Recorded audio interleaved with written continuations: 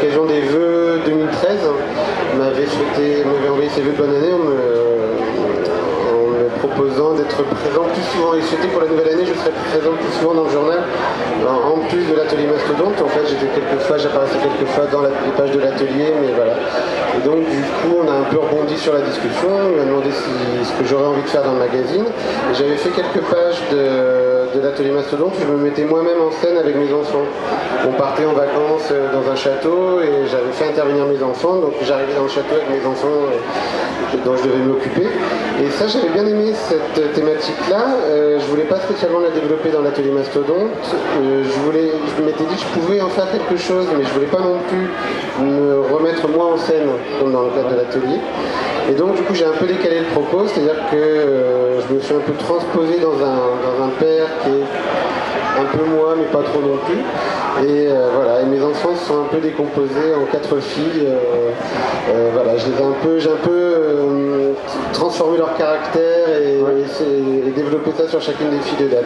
Donc ça s'est fait un petit peu comme ça, en discutant. Et c'est vrai que par contre, au dernier moment, je me rappelle, on s'envoyait des mails. Au dernier moment, je dis, ce père-là, il aura 4 filles. Et au dernier moment, j'ai rajouté 4 filles de 4 mères différentes. C'est un peu sorti comme ça. D'accord. C'était un peu un défi. Oui, et ceci dit, ça peut être un élément intéressant pour toi, pour les scénarios des gags, le fait qu'il y ait... Au début, c'était un peu une angoisse, parce que je me suis dit que je m'étais mis cette contrainte-là supplémentaire, et j'ai eu très peur. Je suis très attaché à ce que les gens croient vraiment à ce que je raconte, à une forme de réalisme. Et j'ai eu très peur quand même au début que ça soit trop, que ça soit un peu exagéré. Et finalement, non, après justement, c'est ce qui m'a un peu incité à être, malgré tout, dans l'écriture le plus crédible possible, pour qu'on y croit. D'accord. Et comment est-ce que tu t'y prends alors pour bien définir tes personnages? Parce que dans une comédie en gag, comme tu fais avec Dad, c'est important d'avoir des personnages solides pour pouvoir s'appuyer dessus pour des différents gags. Ouais, je dis toujours que, par exemple, ce que j'aime pas, moi, parfois dans les gags, c'est quand les personnages sont juste des marionnettes pour faire vivre une blague. Et en fait, un peu des coquilles creuses qui sont juste là pour animer et pour rythmer une page. Donc en fait, je passe vraiment beaucoup de temps à réfléchir aux personnages et ils vivent un peu beaucoup à l'intérieur de moi. C'est-à-dire que je pense souvent à eux et à la manière dont ils pourraient réagir dans telle ou telle situation. Et le fait que je m'inspire quand même beaucoup de gens de mon entourage, ça participe aussi à leur construction. Donc c'est vrai que souvent, par exemple, au début des personnages, je dis souvent par exemple que Ondine et Panda sont un peu les deux facettes du caractère de ma fille. C'est pour ça que je disais que ma fille s'est retrouvée un peu séparée en deux. Et en fait, au fond d'elle, elle aimerait être très Ondine. Et elle se voit comme Ondine, mais en fait, elle est quand même très sérieuse, donc elle a un côté aussi très Panda. Mon fils se retrouve beaucoup plus dans Roxane. Le côté garçon manqué de Roxane vient tout simplement que le modèle original, c'est mon fils. Ouais. Et voilà, et la quatrième, c'est le petit bébé, c'est le bébé Rémi, c'est vraiment mes enfants quand ils étaient petits. Donc c'est les deux mélangés. Mais le fait de partir de personnages, de gens de mon quotidien, font qu'après, il y a une base de caractère plus crédible. Et par contre, après, c'est des personnages qui petit à petit se mettent à vivre leur propre vie. Ça veut dire, pour rebondir sur ce que tu disais au début, tu t'es interdit de créer un nouveau personnage pour résoudre un gag, par exemple. Ça, tu ne veux pas le faire dans ta Je sais pas si c'est moi. C'est là-bas. Non, ah oui, ça va, beaucoup mieux. Désolé pour non, oui, alors ça, par exemple, créer un personnage juste pour un gag, non, c'est pour ça d'ailleurs que les mères n'interviennent pas, les mamans des filles n'interviennent que petit à petit. C'est parce que j'attends vraiment le bon moment, la bonne histoire pour les faire intervenir. Je voulais pas vraiment qu'elles arrivent toutes d'un coup alors que j'aurais pas encore senti vraiment leur caractère. Il faut que je sois prêt finalement à les faire entrer en scène pour raconter, pour rester cohérent finalement sur l'ensemble de la série. Si on a lu ce que tu as fait en bande dessinée depuis de nombreuses années maintenant, oui, on se rend compte qu'il y a quelque chose que tu aimes bien faire dans tes séries, c'est retourner les clichés, un peu tordre le cou à des choses qu'on pourrait imaginer toutes tracées. C'était le cas avec Mamette où tu mettais en scène une grand-mère comme héroïne d'une série de bande dessinée, ce qui n'est pas forcément courant. Ici, la même chose, de papa au foyer avec 4 filles. C'est un challenge intéressant pour toi pour raconter tes histoires. Oui, parce que c'est toujours plus amusant de détourner un peu les situations. Dans le cas de il y a un peu un double... dans le cas de Mamet, par exemple, Mamet était un personnage de grand-mère qui était finalement très cliché parce qu'elle avait vraiment, c'était l'archétype de la grand-mère telle qu'on imagine. Et en fait, justement, après, c'était finalement l'histoire et ce qu'elle vivait qui faisait que finalement, elle était autre chose que ce à quoi on pouvait s'attendre. Ouais. Mais c'est vrai que j'aime bien m'amuser avec les clichés. Le cliché dans Dad, c'est vraiment finalement d'avoir un personnage qui a un côté relativement masculin. Il est féminin dans son sens, il est très rond, etc. Mais en même temps, il a quand même surtout des défauts très masculins. Mais il est quand même dans un rôle très maternel. Donc ça, je m'amuse beaucoup sur ça, sur cette idée un peu de masculin-féminin dans la série. Et comment fonctionne ta mécanique du gag? Parce que c'est vraiment le genre ancestral de la bande dessinée. C'est peut-être ce qui est le plus difficile à faire. C'est quoi, toi, ta recette pour réaliser un bon gag? En sachant qu'il y en a déjà eu des milliers, des millions. J'ai pas de recette. Alors, toujours au début de Dad, moi j'avais quand même très peur de me confronter, en plus, non seulement au gag, mais au family strip, c'est-à-dire les gags de vie de famille. Je m'étais dit, je vais dans le mur parce que ça a été dit tellement de fois que je vais forcément faire des choses. Enfin, tout le monde va dire, oh là là, on a vu ça 1000 fois. Ça, c'était quand même ma grosse angoisse. Mais justement, j'ai pas du tout de recette de gag. Et d'ailleurs, en fait, en soi, j'aime pas tant que ça les gags. C'est paradoxalement. Ouais. J'aime pas les gags qui tout le temps à la chute. C'est-à-dire qu'en fait, finalement, moi, j'ai plutôt l'impression de raconter des tranches de vie. J'essaye de faire en sorte que ce soit rythmé et amusant. Et donc, vraiment, je m'amuse beaucoup dans les dialogues et dans un côté punching ball entre les personnages, qu'il se passe toujours un petit quelque chose. La chute conclut, si possible, le plus drôle possible, mais je ne m'oblige pas à faire vraiment la chute badaboum. En fait, c'était une bonne. Il y avait une case avec Dad qui se cassait la figure, c'était bien rythmé. Mais voilà, donc des fois c'est vraiment du gag classique, mais avec ce rythme en plus de pages hebdomadaires dans Spirou qui fait que c'est quand même une sorte de dynamisme lié vraiment à je rends la page chaque semaine.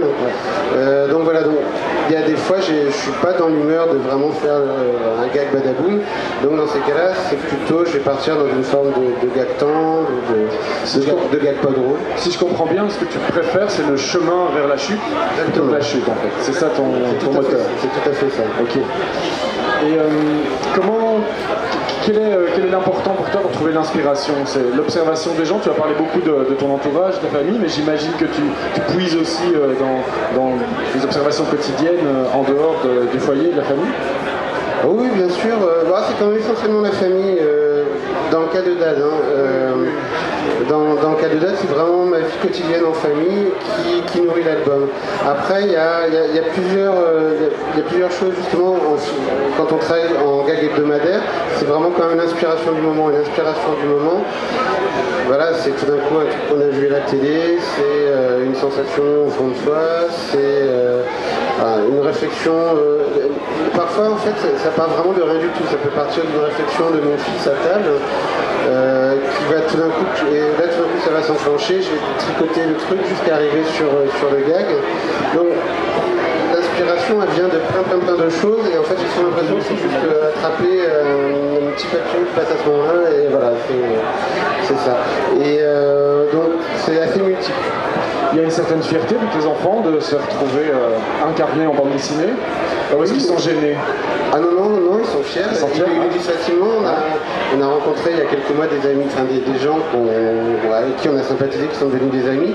Et les mecs, ils étaient des lecteurs de la série. C'est toujours un peu étrange d'ailleurs de oui d'accord, vous lisez la série, etc. Et donc cette famille avait des enfants de l'âge de mes enfants. Et je les entendais à un moment discuter pendant que nous on était entre adultes, et je les entendais discuter, et tout d'un coup j'entends mon fils dire fièrement moi je suis Roxane. Voilà, donc ils sont très contents. Mais en même temps, ils se sont détachés maintenant de ça. En fait, c'est que ça les excitait beaucoup au début. Maintenant, la série, elle a déjà 2 ans. Et je sens bien que maintenant, ils passent à autre chose. Et je trouve ça très bien d'ailleurs. C'est très sain qu'ils fassent la part des choses et que maintenant, ça devienne de plus en plus quelque chose. Ils voient bien que la série suit son chemin. Ça se sépare un petit peu d'eux, doucement. Pourquoi c'est important pour toi d'être dans un journal comme Spirou? Auparavant, tu as été dans d'autres journaux de bande dessinée. Oui, j'étais dans le show, j'étais même rédacteur en chef de show pendant des années, donc en fait pour moi la presse ça a toujours été assez vital, et c'est d'ailleurs une des raisons pour lesquelles quand Frédéric Niff m'a proposé de rejoindre Spirou, j'étais très heureux parce que le show s'était arrêté et moi j'étais très malheureux, c'est-à-dire travailler uniquement pour la sortie en album, ça me pesait finalement. Et en plus en me proposant justement ce rythme hebdomadaire qui est vraiment le rythme des grandes séries que j'adorais dans Spirou, c'était un défi parce que justement j'avais travaillé dans un mensuel, donc là travailler dans un hebdomadaire et de manière hebdomadaire c'était très, très différent. Et là, le gros avantage c'est le retour immédiat des lecteurs, c'est-à-dire que en plus maintenant avec les réseaux sociaux, on parlait des réseaux sociaux avec Gros juste avant, mais c'est ça, il y avait 3 semaines que Dad passait dans Spirou, que je rencontrais des gens délicats qui me demandaient quand sortait l'album, que je recevais des messages pour m'encourager à continuer. Donc tout de suite c'était très motivant. S'il avait vraiment fallu attendre 1 an et une sortie en album immédiate, j'aurais pas du tout eu la même énergie, je pense, pour arriver au bout de cet album. Est-ce qu'il arrive du coup que les commentaires des lecteurs influencent le destin d'un de tes personnages ou l'évolution de la série? Alors oui et non. Ça me fait réfléchir parfois, donc des fois je peux entendre des commentaires qui me font réfléchir. Par contre, c'est vrai qu'en général, on va peut-être me proposer des choses que en général je ne garde pas, mais il peut y avoir des petites réflexions qui me font réfléchir, qui me font parfois changer ou pas. Ouais. Non, je sais que, en tout cas, beaucoup sur le tome 2, là je l'entends moins depuis quelques temps, alors je me rends peut-être pas compte de la teneur des gags en fait en étant dans le bidon, mais je me rappelle sur le tome 2, on m'avait souvent dit que les filles étaient vraiment cruelles avec leur papa. Mais ça c'était que les parents, les enfants n'ont jamais dit ça. Et il y avait des parents qui trouvaient qu'ils avaient mal pour Dad, et donc je m'étais dit quand même, est-ce que je suis cruel? Puis en fait non. Tu parlais tout à l'heure des family strips, qui est une grande tradition plutôt américaine en fait dans le gag. On peut peut-être parler de quelques-uns que tu as lus, que tu as appréciés, qui t'ont donné l'envie de toi aussi de te frotter à cet exercice de style. Alors dans les influences les plus lointaines, il y a évidemment en franco-belge Boule et Bill. J'en parlais tout à l'heure en plus, mais pour moi Boule et Bill c'était la réunion familiale autour d'une bande dessinée. C'est-à-dire qu'on lisait l'album, on en parlait en famille, c'était la seule bande dessinée que mes parents lisaient, que mon frère lisait, que je lisais moi-même, et on pouvait en parler tous ensemble.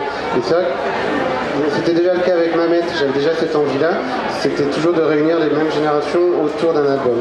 Donc ce qui me fait le plus plaisir dans Dad, c'est quand vraiment j'entends les lecteurs ou les familles qui viennent ensemble, qui me disent que c'est pour toute la famille, c'est pour tout le monde le lit dans la famille et tout le monde en parle, avec évidemment des angles et des visions différentes. Mais et ça c'était vraiment ce que je voulais, c'est pour ça que l'influence de Boule et Bill elle est réelle à ce niveau-là.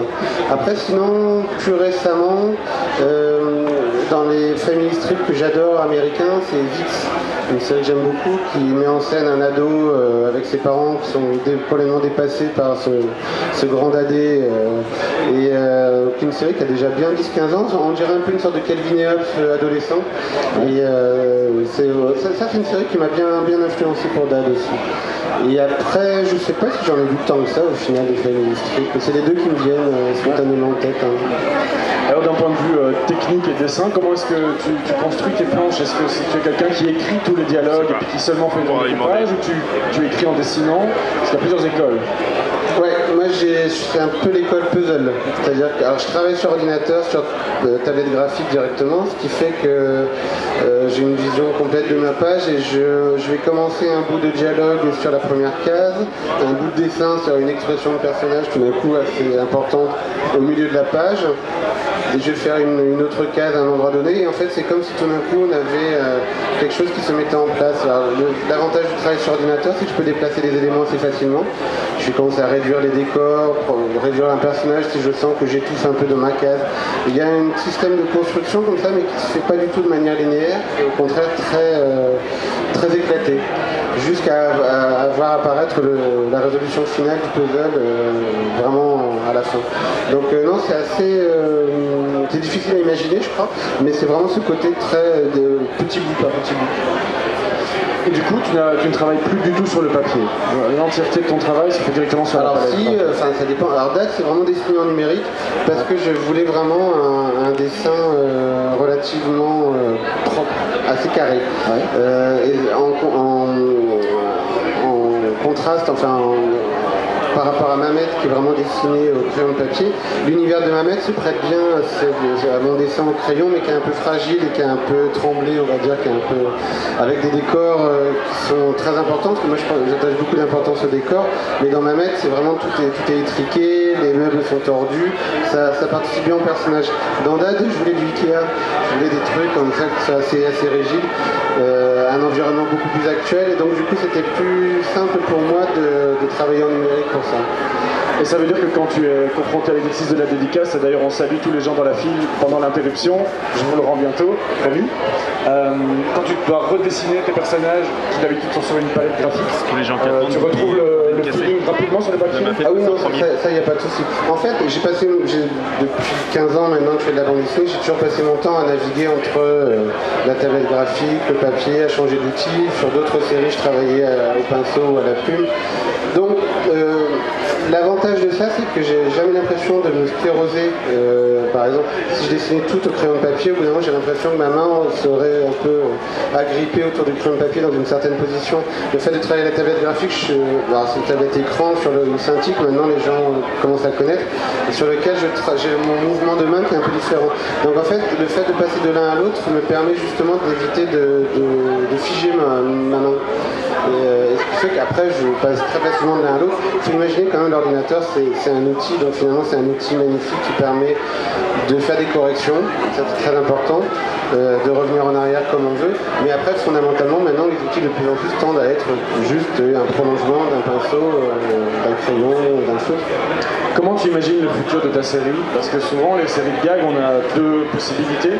Soit on reste dans un espèce de présent immuable, c'est un peu le cas dans Boule et Bill que tu citais tout à l'heure, soit on va vers une série à gags qui évolue comme une saga, comme par exemple Les Nombrils, qui nous inspiré aussi. Et pour toi et pour Dad, qu'est-ce que tu imagines? Je me suis beaucoup posé la question et rien n'est figé, les choses peuvent changer, mais enfin malgré tout avec Dad, la complication c'est que faire évoluer la série, faire grandir les filles, c'est pas très gênant pour Panda et Ondine, c'est un peu plus gênant pour Roxane qui très vite changerait beaucoup trop, et encore plus gênant pour Bébé Rémi finalement. En fait j'ai pas très envie de la voir sortir de son rôle de bébé. Et finalement ça m'embête un peu, ça m'embêterait de rentrer dans ce mécanisme-là. Je trouve que ça correspond pas tant que ça à la série. Il peut y avoir des petites évolutions. Tout d'un coup, Bébé Rémi peut faire son premier pas, commencer peut-être à gentiment parler, mais une évolution qui serait très lente. Mais je les vois pas vraiment finalement. Et je dis ça et on en reparle dans 5 ans.